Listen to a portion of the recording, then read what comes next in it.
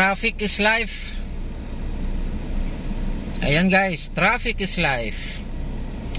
Shout out nga pala sa mga hybrid na sasakyan na exempted sa coding. Shout out din sa mga nagpapatupad ng batas na yan na i-exempt ang hybrid na sasakyan na exempted sa coding. Ayon. Anong tingin nyo sa mga hybrid na sasakyan? Invisible at hindi nakakapagdagdag ng traffic? Diba? Real talk lang tayo guys, real talk lang. Hindi yung tsakan nyo na lang aaksyonan pagka marami na ulit or marami na yung mga hybrid na sasakyan na yan.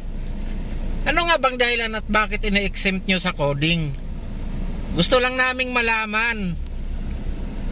Tagapagpatupad ng batas, tagapagpatupad ng batas trapiko.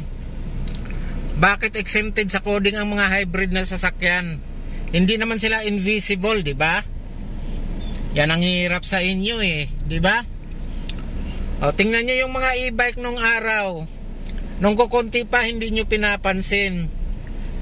Ngayong sobrang dami na at naging sakit na sa lansangan, tsaka kayo gagawa ng aksyon. O ano ngayon, marami nang nagrereklamo. Dahil parang inaano nyo na ngayon.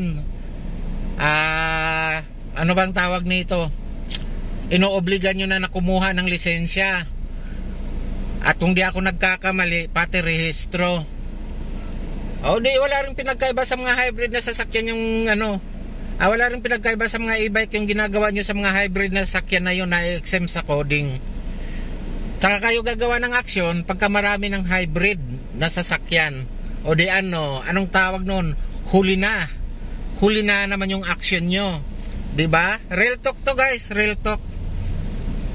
Kaya dapat ngayon pa lang, huwag nyo nang bigyan ng exemption yung mga hybrid na sasakyan na yan. Dahil hindi naman invisible yan. Nakakapagpadagdag ng traffic lang yan. O diba?